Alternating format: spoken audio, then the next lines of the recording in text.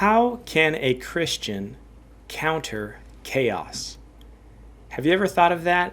The world might be full of chaos. Things are hard to predict. Things are in decay. Things are in danger. As a Christian, how do we counter that? How do we act as God would want us to act and bring peace to chaos? That's going to be what we're looking at today as we get into Daniel chapter 2, verses 4 through 16. Several verses here. We're still looking at the dream incident of Nebuchadnezzar in chapter 2. And we're going to look at how Christians need to engage the world in its darkest hour, how we need to interject ourselves as agents of peace in the midst of hard times and trust in God. And so that's where we're going to be at. We've got a bit of scripture to jump into, so we're going to do that in just a second. Before I go in, I would just like to ask, if you are listening to this on podcast, would you take time to rate this podcast and share it? And if you are watching this on a video platform, would you consider subscribing to my channel, sharing the video? You know, I think it's a good way to promote the content here, and if you're pleased with that, I would ask you to do those things. Without further ado, let's jump into these verses here. Daniel chapter 2, verses 4 through 16.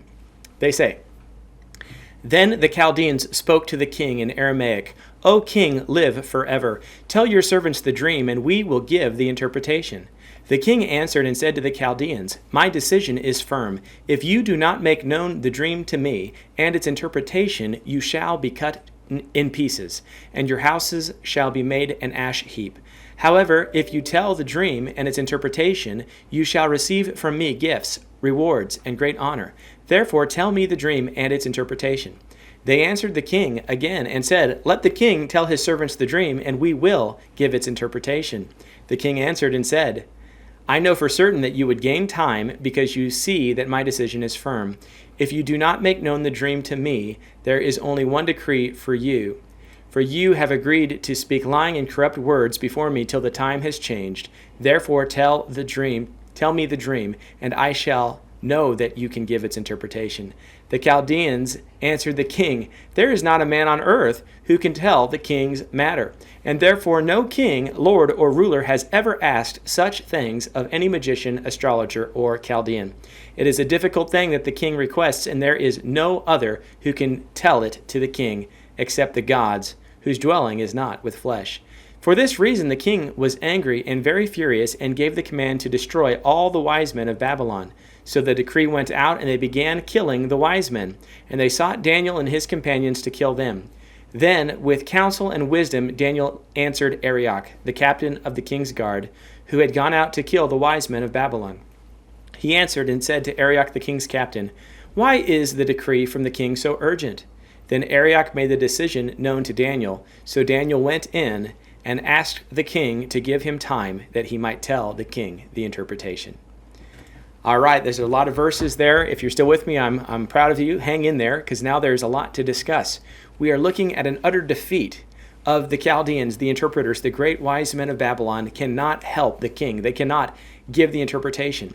It seems that maybe Nebuchadnezzar does not trust these men. Maybe they weren't as loyal to him as they were to his father. Maybe he thinks that they're deceivers, and so he might be testing them. Does he really not remember his dream?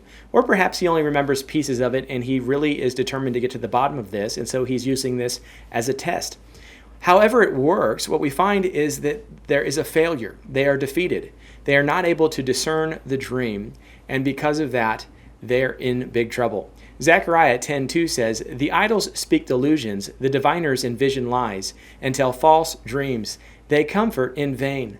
Therefore the people wend their way like sheep. They are in trouble because there is no shepherd." Nebuchadnezzar has no shepherd, no one he can trust to give him an accurate interpretation. And so he says, if you can do it, I will reward you.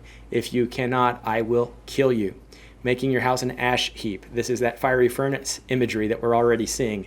We know Nebuchadnezzar was fond of burning people alive, and we see that from history and from the Bible.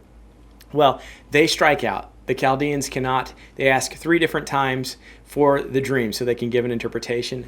And then they make excuses. What do? They theologize. There's not anyone here that could do it.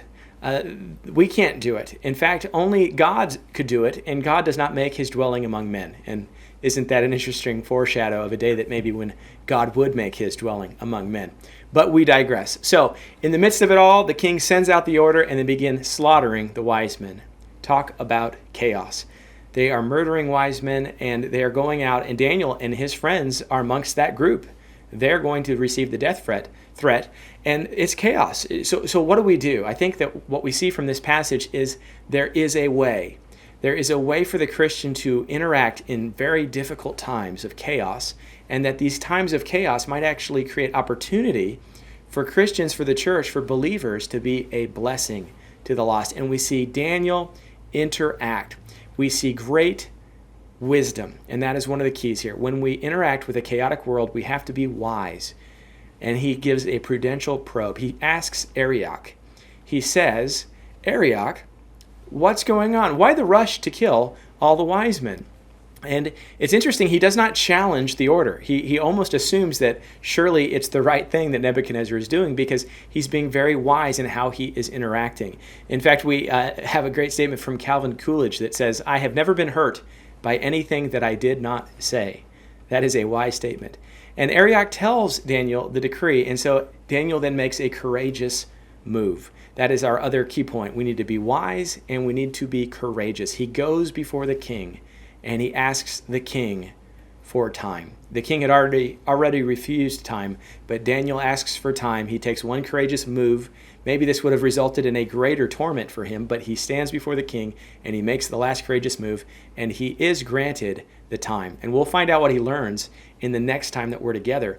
But in the midst of chaos, we need God's wisdom, and we need God's courage, the courage that only comes from him, that we can stand in the midst of fear and danger and proclaim what he gives us. And that's what we'll see going forward. So be wise and be courageous. The Lord is with you wherever you go. I hope that encourages you today. Take care.